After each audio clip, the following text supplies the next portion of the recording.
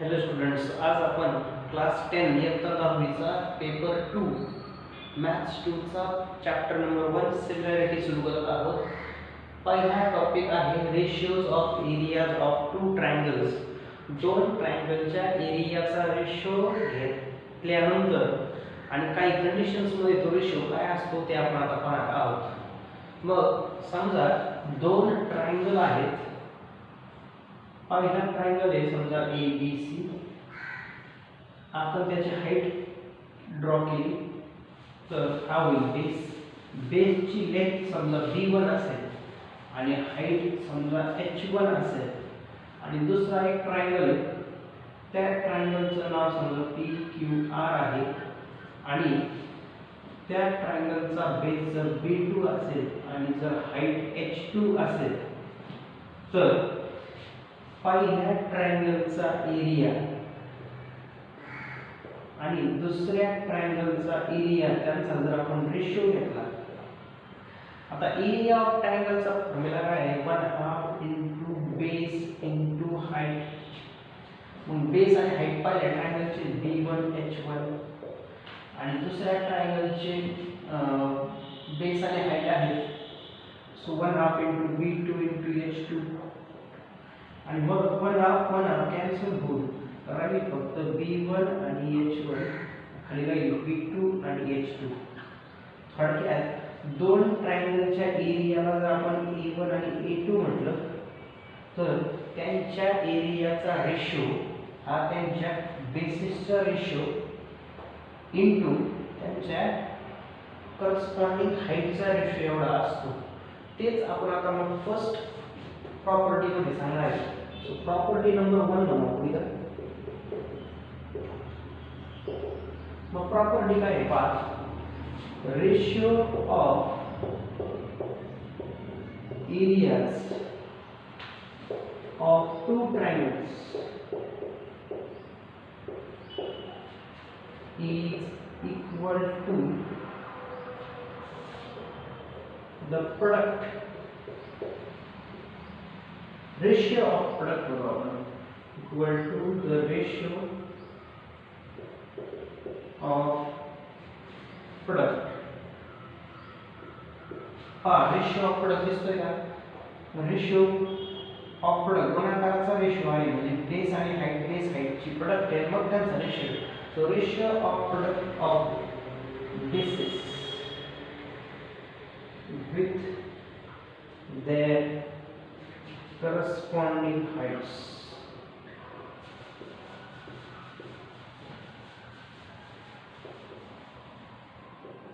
With their corresponding heights. त्यांच्या corresponding हाईटच्या रेशियोवर. मग ही झाली प्रॉपर्टी नंबर 1. आता प्रॉपर्टी नंबर 2 कडे जाऊ आपण. प्रॉपर्टी नंबर 2 काय पहा. जर त्या ट्रायंगलचे हाईट्स जर सेम झाल्या किंवा इक्वल झाल्या म्हणजे हे h1 h2 जर इक्वल असतील तर काय होईल का. जर h1 h2 इक्वल झाले समजा आपण त्यांना h मानून घेतलं तर h1 h2 च्या जागी जर आपण h घेतला तर हा h ला h सेम नंबर असल्यामुळे कॅन्सल होईल आणि राहील फक्त b1 b2. आणि म्हणजे जेव्हा दोन ट्रायंगलच्या हाईट सेम असतात तेव्हा त्यांच्या एरियाचा रेशो हा त्यांच्या करस्पॉन्डिंग एरिया बेसिसच्या रेशो एवढा असतो. मग तीच प्रॉपर्टी नंबर 2 आपण आता लिहिणार आहोत. Ratio of areas of two triangles with equal heights. जर हाइट्स इक्वल असतील तर is the ratio of their bases. जर ट्रायंगलच्या हाइट्स इक्वल असतील किंवा सेम असतील तेव्हा त्या ट्रायंगलच्या एरियाचा रेशो हा त्यांच्या बेसिसच्या रेशो एवढा असतो. म्हणजे तुम्ही समजा इथं A1 A2 म्हटलं तर बेस आणि हाईटला आपण B1 H1 आणि B2 H2 म्हटलं होतं. तर हा रेशो आपण या प्रॉपर्टी नंबर 1 साठी सांगू शकतो. तर तोच रेशो इथं H1 H2 इक्वल असल्यामुळे that is if H1 equal to H2 therefore A1 upon A2 त्यांच्या एरियाचा रेशो हा हाईटच्या हाईट इक्वल असल्यामुळे बेसच्या रेशो एवढा असेल म्हणजे B1 upon B2 एवढा असेल. So that is property number 2. मग प्रॉपर्टी नंबर 3 काय आहे?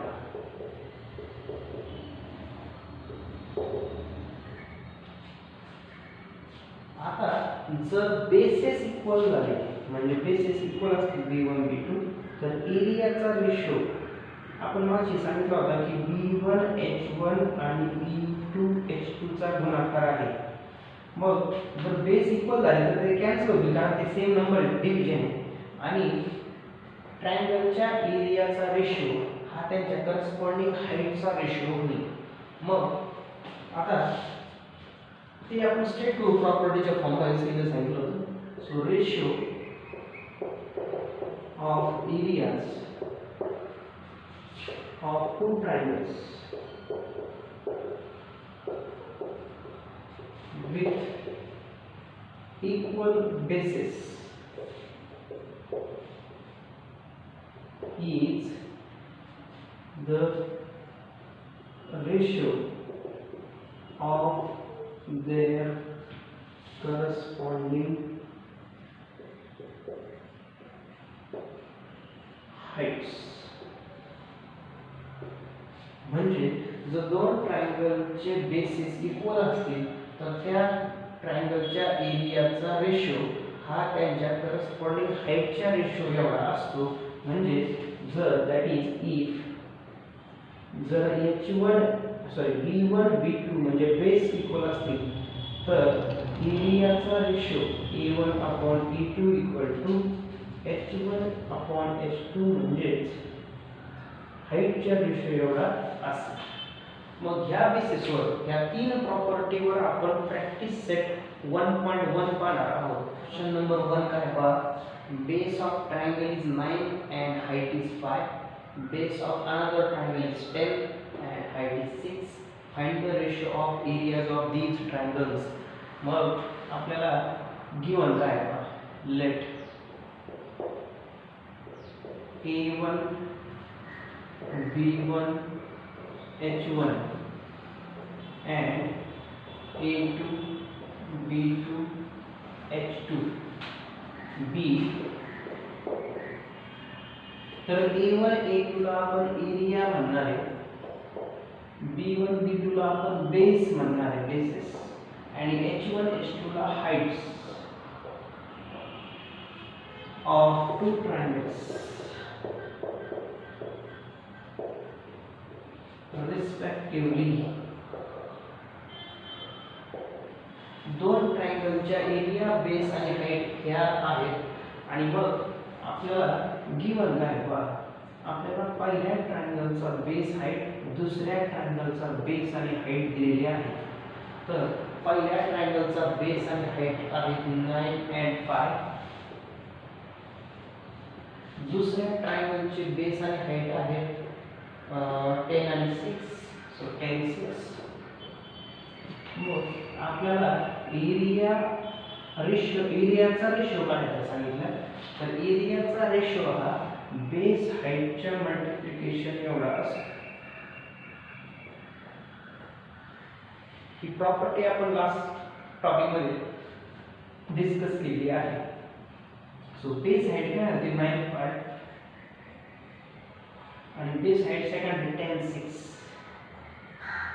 सो डिवाइड करा 5 into 2 and 3 into 2 3 into 3 म्हणजे इथं 3 ने भाग दिला, इथं 5 ने भाग दिला, जेणेकरून फायनल आन्सर राहील. therefore A1 upon A2 equal to हा 3 वर आला, खाली 2 into 2 4 आला. म्हणजेच फायनल आन्सर राहील A1 S2 A2 एरियाचा रेशो हा 3:4 आलेला आहे. म्हणजे आपल्याला जे विचारलं होतं की find the ratio of areas of this triangles, त्या दोन ट्रायंगलच्या एरियाचा रेशो असणार आहे 3:4. क्वेश्चन नंबर 2 काय बघा. क्वेश्चन नंबर 2 मध्ये आपल्याला दोन ट्रायंगल दिसतात आणि दोन्ही राईट अँगल ट्रायंगल दिसतात, कारण प्रत्येक वेळेस हा BC AB ला परपेंडिक्युलर आहे आणि AB ला हा AD परपेंडिक्युलर असल्यामुळे दोन्ही ट्रायंगल राईट अँगल ट्रायंगल्स होतील. तर AD दिलेली आहे 8 आणि BC दिलेली आहे 4. आपल्याला विचारलंय एरिया ऑफ ट्रायंगल ABC चा ratio area of triangle ADB बरोबर काढायचा आहे. मग आता एक लक्षात घ्या, राईट अँगल ट्रायंगल असल्यामुळे राईट अँगल करणाऱ्या दोन साइड ह्या बेस आणि हाईट होतात. मग ही जर हाईट घेतली आपण तर हा बेस होईल आणि त्या खालच्या ट्रायंगलच्या ही हाईट घेतली तर हा बेस होईल, कारण राईट अँगल म्हणजे काटकोनी होतो. मग आपल्याला विचारलंय एरिया ऑफ ट्रायंगल ABC आपण एरिया ऑफ ट्रायंगल ADB हा रेशो म्हणजे आपल्याला विचारलं. मग काय झालं पहा, ह्या ट्रायंगलची ही हाईट आहे, हा बेस आहे म्हणजे AB हा बेस झाला आणि या खालच्या ट्रायंगलची ही हाईट घेतली तर हा बेस होतोय. थोडक्यात काय, दोन्ही ट्रायंगलचा बेस कॉमन बेस आहे AB. म्हणून जर बेस कॉमन असला तर आपण एरियाचा रेशो त्या दोन ट्रायंगलच्या एरियाचा रेशो आपण त्यांच्या हाईटच्या रेशो एवढा घेतो. म्हणजे BC आणि AD ह्या दोन्ही हाईट्स आपण इथे घेणार आणि रिझन देणार ट्रायंगल्स विथ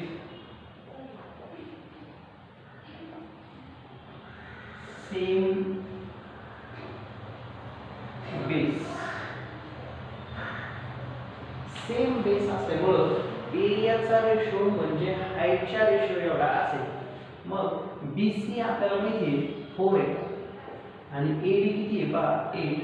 सो 4 1 जा 4 2 जा म्हणजे फायनल आन्सर राहील area of triangle ABC upon area of triangle ADB equal to 1/2. So this is final answer for question number 2. Question number 3 काय पहा.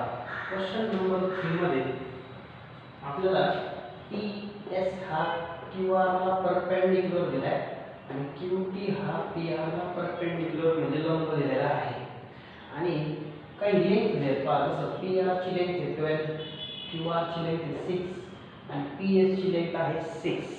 आपल्याला QT ची लेंथ फाइंड करायची आहे. पहा परपेंडिक्युलर काढली आहे ती लेंथ फाइंड करायची आहे.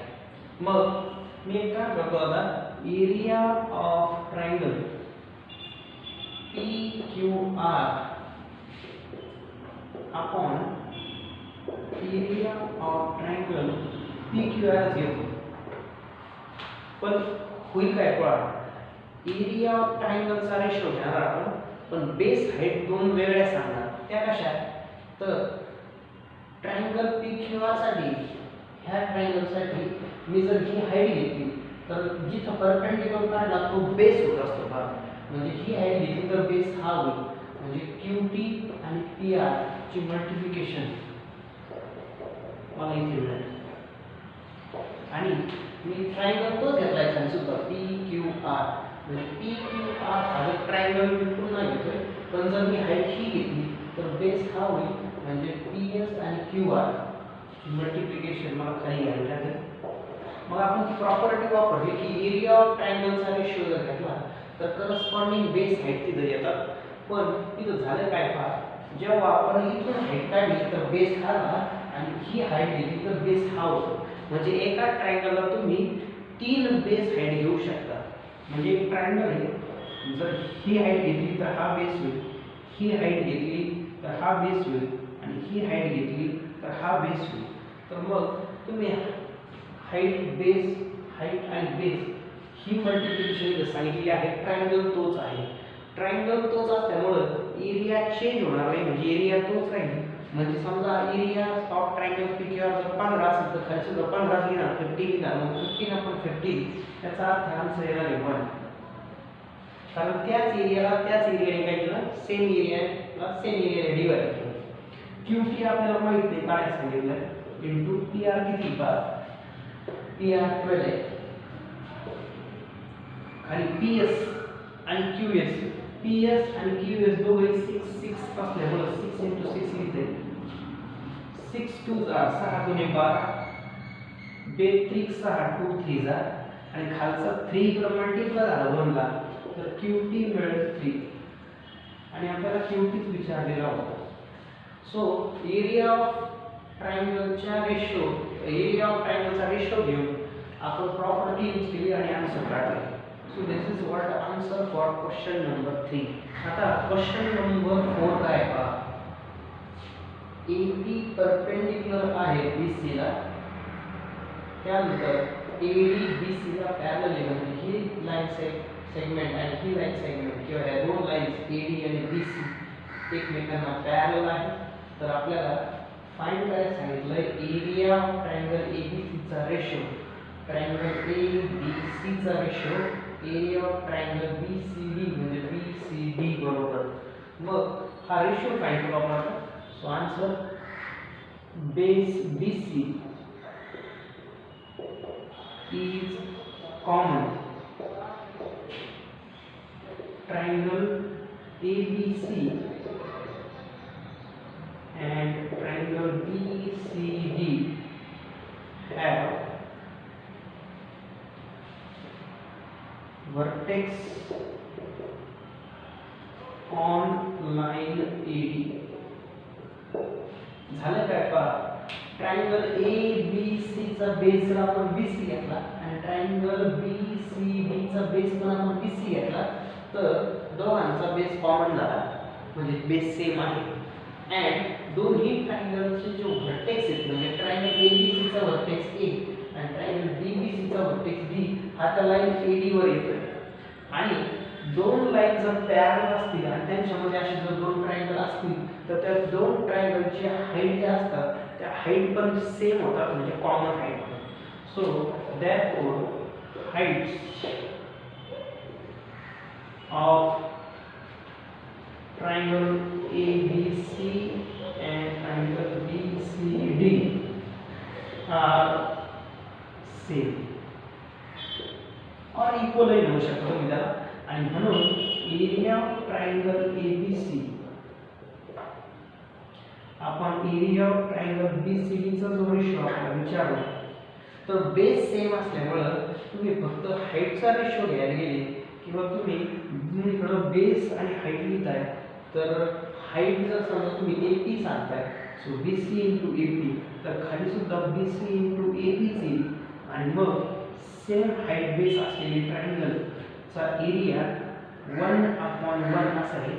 म्हणजे जो रेशो आपल्याला क्वेश्चन मध्ये विचारलेला आहे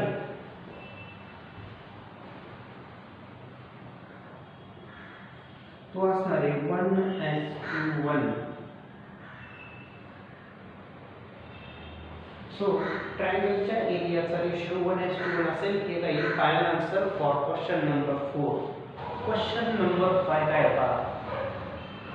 ट्रायंगल दिला ABC, त्या ट्रायंगल मध्ये PQ हा परपेंडिक्युलर सांगितला BC ला आणि AB हा परपेंडिक्युलर सांगितला BC ला. तर आपल्याला चार रेशो फाइंड करायला सांगितले. ते रेशो काय आहेत ते आपण आता पाहू. सो नंबर 1 चा आन्सर आधी पाहू. Area of triangle PQB upon area of triangle दूसरा आहे PBC. ह्या दोन ट्रायंगलच्या एरियाचा रेशो. तो ट्रायंगल कोणते आहेत बघा. PQB हा छोटा ट्रायंगल आहे आणि PBC हा मोठा ट्रायंगल आहे. तर मग PQB च्या ट्रायंगल हाईट आणि हा बेस आपल्याला घ्यायची आणि PBC जर तुम्ही ही हाईट घेतली तर हा बेस होणार आहे. म्हणजे थोडक्यात काय PQB ची हाईट PQ आहे आणि PBC ची पण हाईट PQ असल्यामुळे दोन्ही ट्रायंगलची हाईट सेम झाली. आणि मग जर हाईट सेम असली तर आपण बेसचा रेशो देतो. मग PQB चा बेस BQ होईल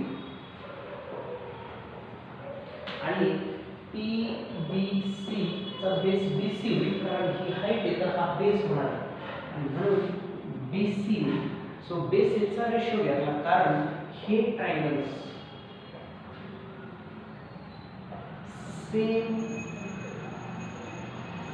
हाईटचे ट्रायंगल्स आहेत.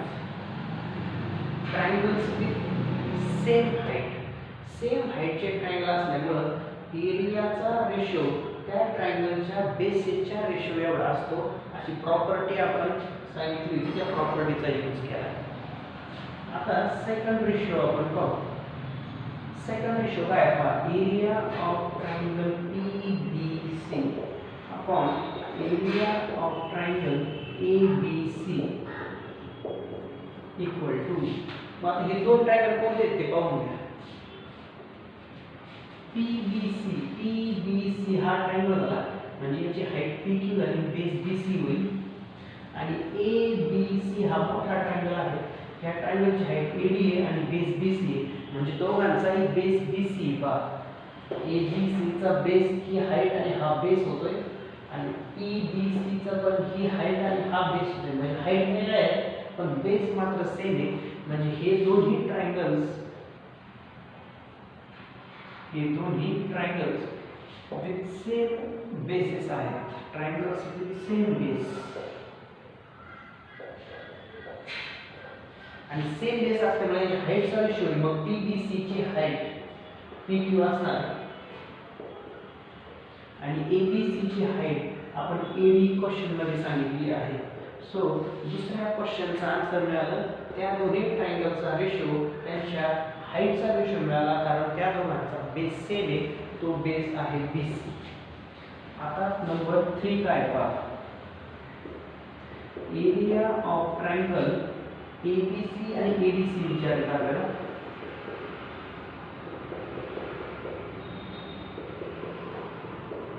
इक्वल टू, सो ABC आणि ADC, मग ABC चा बेस BC आहे आणि हाईट AD आहे आणि ADC चे हाईट AD आहे आणि बेस BC आहे कारण हा राईट अँगल ट्रायंगल म्हणजे काटकोन त्रिकोण आहे. सो दोघांचाही हाईट सेम असल्यामुळं बेसिसचा रेशो घेऊ आपण. सो इथं रिझल्ट सांगणार आपण की ट्रायंगल्स विथ सेम हाईट, दोघांची पण हाईट सेम आहे आणि त्यांची बेसिस काय असतील पहा. ABC चा बेस BC आहे कारण ही हाईट आहे, सो BC. आणि ADC ची बेस BC होईल कारण ही हाईट तुम्ही घेतलेली आहे, सो DC. आणि मग आपल्याला त्या ट्रायंगलच्या एरियाचा रेशो मिळतोय. आता क्वेश्चन नंबर 4. ट्रायंगल आहे, एरिया ऑफ ट्रायंगल ADC आपण एरिया ऑफ ट्रायंगल APQC.